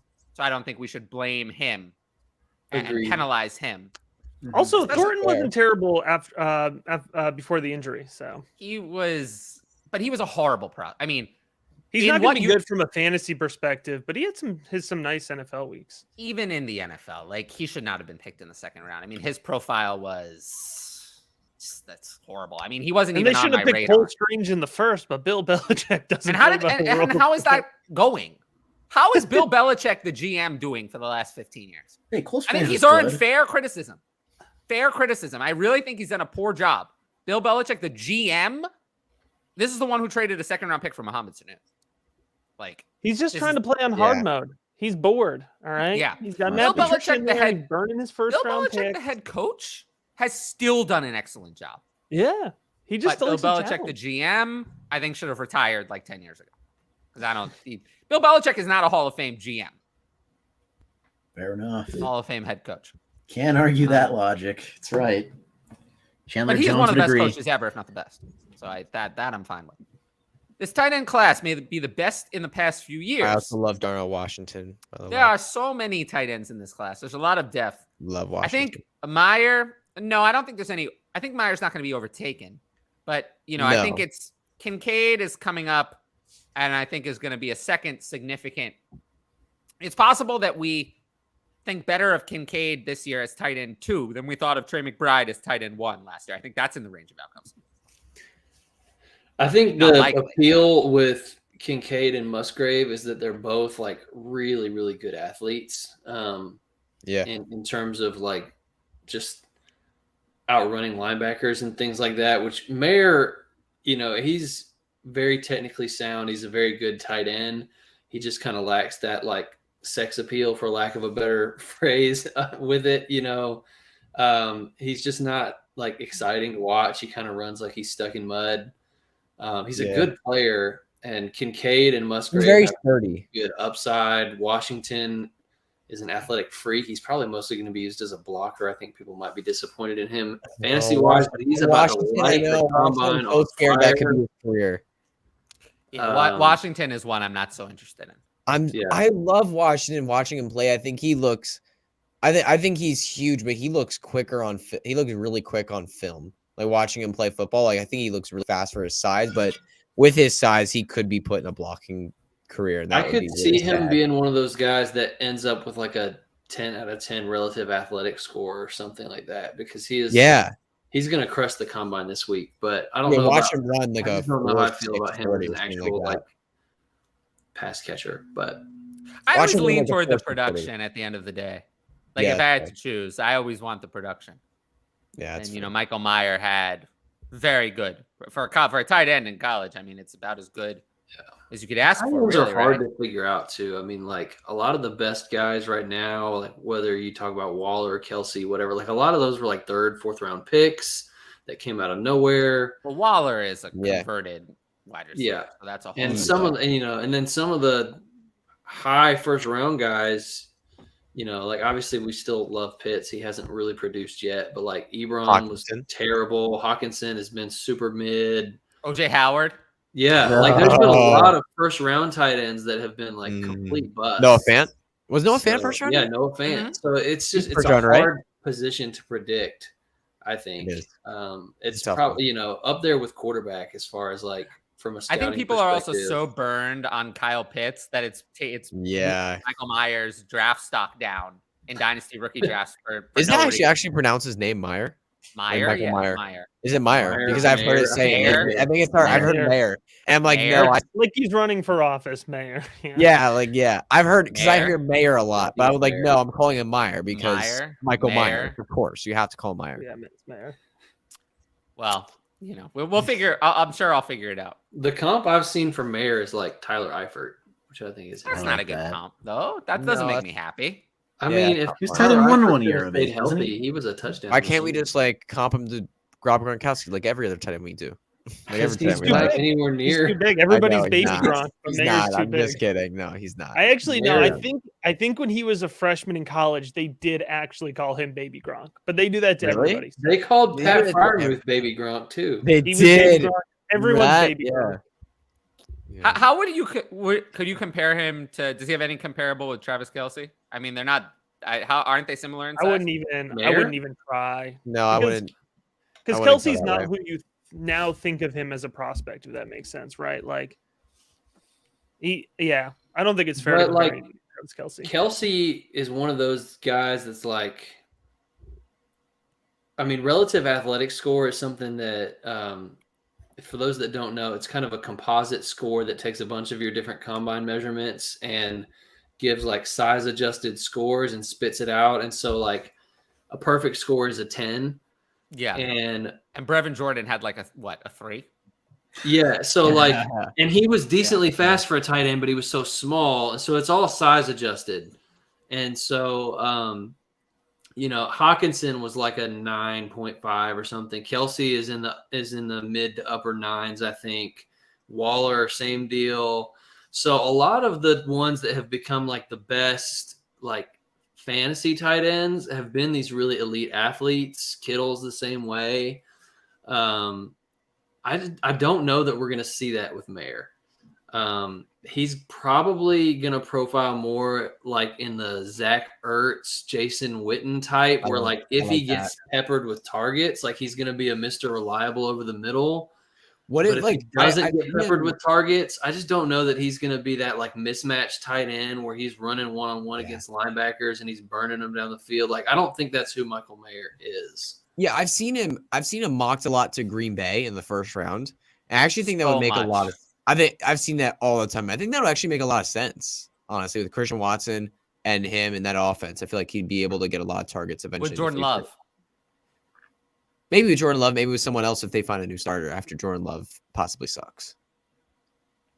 I don't know if he's there. He might not be their starter for long. We'll have to say. Yeah.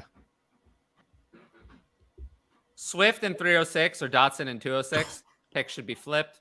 Feels painful. Dotson's worth Dotson. more. Swift is.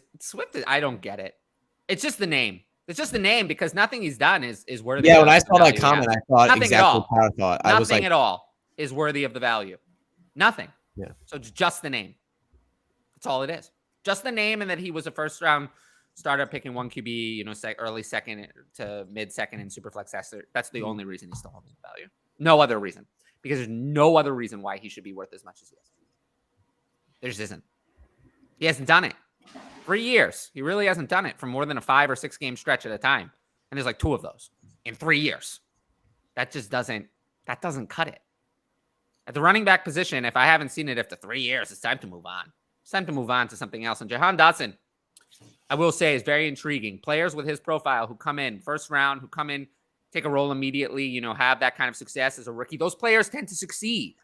Those players don't tend to fail. They tend to succeed. Usually, Dotson is really underrated right now, I think. Oh, Like, I he's the agree one with you. rookie from this class that is But if not you look getting at the- talked about at all. Well, if you look at the pattern of, well, he shouldn't be though. If you look at the pattern of, I think people just don't like Washington and they're penalizing him for it. But if you look at the pattern of players who come in and have his level of success as a rookie with his draft capital, they almost all of them have good NFL careers. No, but why wouldn't people like him? He's young. What is he? 22, I believe. Yeah, Something he like that? was a late declare, so like he was a Not true that old, junior though. when he came out, but he was a little bit older as a rookie, but relative to He's 4.5 years younger than Terry McLaurin on the yeah, same team. he's still So, plenty young, Quite a bit younger. but yeah, Turns 23 in March. That's, for a wide receiver, that's plenty young. So Yeah. for me, this is easily the Dotson side. It's not even close. If the picks were flipped, I would consider it. It would be about fair yeah. if the picks were flipped. Oh, you're getting props. What's up, BW? And you don't have your Twitter handle in the StreamYard thing, but the FF Educator underscore educator. Oh, FF underscore. Oh, you gotta get that underscore out of there. You gotta. Yep. No, I just slide it in there. Yeah, I have an underscore on my handle now as well. Why? Is it available without the underscore, or is it like a choice to put the underscore in there? At this point, I can't check. I'm gonna check. No, you know what it actually was? Dude, making my handle was so frustrating. I tried every single thing with Hutch B, Hutchinson, Brown, H Brown. Like everything was taken. It was so frustrating. Wow. Everything. For me, it was just putting F, and E next to each other. Just wasn't a good look. I needed a little space there. I feel that. It's Tyler fair. FF Creator, I like it. Yeah. I like the combination of letters. Arrived late, and we'll have to watch and replay, but I want to thank all of you for your time and information. Yeah. Thanks for watching. Yeah. Most people watch the show after, especially this show. The Monday show, I would say, is about 35% live, 65% after. This one is like 25% of the people who watch it live, and 75% watch it after. Because I understand there's actually more going on, even though this is a better time, there's more going on a Tuesday night. So I understand people watching it after, and then that's totally fine. There's a reason why the question show is on Monday. And the top. Oh, Sammy Watkins. Oh Whoopsie. no. Oh no. I mean, I haven't. Sammy Watkins and Amari were not in the same class. Amari was 2015 and Sammy Watkins was 2014. I don't remember that far back. But Judy and Lamb, I did have Lamb ahead. Waves. Hi. So we're almost at the bottom, so we're gonna wrap up the show very soon. I usually like to keep these between an hour 30 and an hour 45. So we're gonna wrap up after these last few questions. Certainly feels like community perspective has started to shy away from the 23 class as a whole.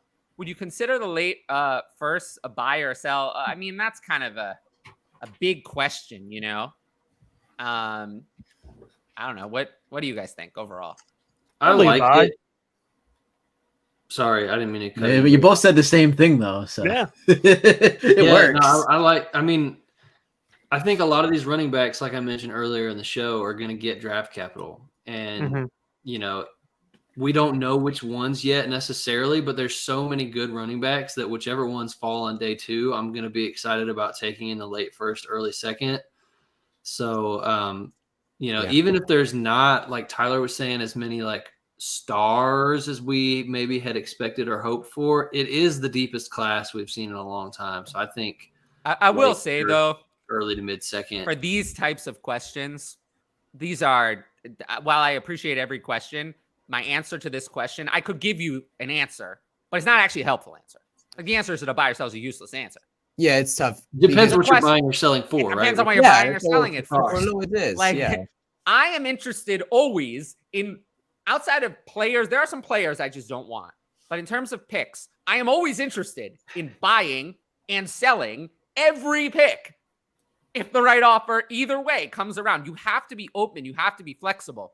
Don't write off any types of moves. You should try every move to improve your dynasty team, because that's what separates the great dynasty owners or managers from just the good ones. That's what separates great from good, is the ones who really try everything over just the ones who try the easiest things to do. If you take a pick, any pick, and turn it into a proven vet that's going to help you potentially win a championship this year, and then you can flip that same vet for a pick next year after you've already used them up for a season, I think that's kind of a good life hack. Like, I'd be very careful with that. I understand, but like, let's say that you have just fall right away. You got to get the value. You got to get the value for sure. No, value. I'm not saying like no value, but like, somebody was asking me earlier today about like 107 or Pittman. And I'm like, I feel like you could take the production on Pittman this year and still get 107 for him next year. He's young enough. That's an exact example of what I wouldn't do. But, we'll I think we'll just leave it there on that one. There's nothing to be intrigued about with Kareem Hunt. He literally looked like garbage. So I agree. I would avoid that, Toronto Dave. Slime Sanders, I know you like Miles Sanders, Dave, and I would say that he actually performed very well this year. But he's a lesson. about why you don't want DeAndre Swift. Miles Sanders performed well in year 4, yet did not gain the dynasty value back. Didn't gain it back. That's why you don't want DeAndre Swift. There's no value upside. Even if he performs, I think you would give anything to have DeAndre Swift in 2023 have Miles Sanders 2022 season. You'd give anything for that. Still didn't gain the dynasty value. So that's a big lesson of why you want to avoid those running backs going into year 4 most of the time. They almost always sells. I feel like I always play Dynasty on hard mode, but I put that on myself because I'm a little over competitive. You say you got skipped? No, we answered this one. Yeah, we answered it. It was just an easy question. It's easily 101. Easily. There just wasn't anything to talk about because it's not a close offer. 101 so easy. Do not trade your 101 for that. Do not trade your 101 for that. It is short multiple assets. So in fact, kick out. Never take a trade offer from that person in your league again. Yeah, that's probably a good point. That person is trying to take advantage of you. I think we skipped over a question. You just skipped one from. I know, but I just wanted to come to that one first because he said gotcha. We skipped it. We did not. How do we feel about Gainwell moving forward? And we appreciate that. Sell him before they draft the running back. Yes, Kenneth definitely. Gainwell, I think sell. Yeah, I think Kenneth Gainwell is a fine player, but he's a good. Here's the thing. He's a good. I think he's a very talented player, and I think that in a better situation he could. What? Very talented. I don't think so. I think he's an I average. think he's a good pass catcher. I think he's a good pass catcher. Backup. I think that I look at him as this kind of the same way I look at James Cook. Honestly, I think he's a player with a skill set who can catch the ball, but isn't just the worst offense to do that. I think James Cook is the much better version of him. James Cook, I think he had 2nd-round draft capital. There's a reason Kenneth Gainwell won in the 5th. I think Gainwell's looks really good towards the end of the season. He looks and a bit part role on a high-powered offense. I think James Cook just had a better profile, went higher. I think James Cook is the version of that's more than just a pure backup, is what I would say between the two players. I don't mind sending like a 3rd for Gainwell on the off chance that they don't draft somebody. The off chance is no one's gonna take that deal now. There's no way someone's gonna take a 3rd. Just send him the clip of the first part of our conversation, and then say, but a 3rd will be fine. You know what I mean? So I have no interest in Kenneth Gainwell outside of in a startup. I'd consider drafting him if he were there at the pick that I wanted, but trading for him, he's going to cost too much. So I'm out on that. I'm not paying any second for him, which is tough to get him. Yeah. What do I think of Chase Brown? I got to tell you, I don't know how much I know about Chase Brown, but I do know he was in college for a while. Yeah, I don't know much about him. He's someone I'm not expecting to have any significant draft capital of any kind. Yeah, Chase Brown, smooth runner. A real 3-down back profile. I think a sneaky good 3-down back profile. He was a good pass catcher at Illinois too. I think he has pretty solid vision. Super productive there at Illinois in his last season. So I think there's a lot to like about him. Wouldn't be shocked if he slid into the back end of day 2, like 90 to 100, but probably an early day 3 guy. Yeah, I'd be pretty surprised. An older prospect too. I have not seen him get into day 2 on any mock yet. Brown is a guy who I think, just kind of I think the NFL likes him a little bit more than people might think. So again, I could see him like Michael Carter type role where he could be a starter if there was nobody else there, but he's probably not ever going to be that locked and loaded guy. He also was he was one of the players of the week at the Senior Bowl. He's an older prospect, but he's somebody that, like Matt said, if he does get day 2 draft capital, I have some interest in because he does have some pretty good tape. So he's just the kind of player where if he doesn't get day 2 capital, I just have zero interest. So I think the odds of him getting day 2 capital are like 10%. So I'm just not interested because I'm focusing on the players that I expect to get day 2 capital, and he's just like 15th or overall or 16th on the list. I don't think it's gonna happen. So but it just shows that there are a lot of, I think that's a good place to end. It just shows that there are a lot of players that have something good to discuss. A lot of players that have something good. This is a deep class. You can go 30, 35 names, have good things to say. So I think that's a good takeaway to take from this class is that, you might want to keep an eye on some of these deeper names and just focus and as the combine and process goes and just, keep them in mind and see what happens. Anyone else? Anyone got anything they want to plug? No. I mean, I guess. Yeah, We can Go follow for us it. on Twitter. Follow us on Twitter. Yeah. All our if you- handles are on the screen. You can find all my content I do from my Twitter page. Like everything I do is on there. And me and Yeah. Tyler actually had a podcast that posted today. yes, Me it and did. It my- posted today. I listened my- back to it. It was good. I really liked Yeah, it. my most recent episode of my podcast, Hutchinson Brown's Fantasy Football Perspective. Me and Tyler had an episode today. We previewed the free agent class, quarterbacks and running backs. So if you want to check that out, you can go ahead. Yeah, so check that out, and then all of our Twitters, and then Definitely. you can find my writing on DLF, and then my Patreon, which is in the show link, and then everyone's Twitter handle should also be in the show comments if you need that as well. And then I will be back. Hopefully, there's some news this week. I might have some surprise videos. If not, then I will be back at Monday, 2 p.m. Eastern next week with the Ask Tyler show, and then I have a couple of nice guests on that one that we can all look forward to. Should be exciting. And then free agency is coming soon. So we're going to do a double free agency special the week of the 13th. And the combine this week, too. Yeah, that too. But on the 13th and the 14th, we're going to do 2 live shows focused on the free agent signings as we go. So I'm going to be very excited for that when that comes up. So another thing to look forward to on the channel. But until then, I'll see you all next time. Peace.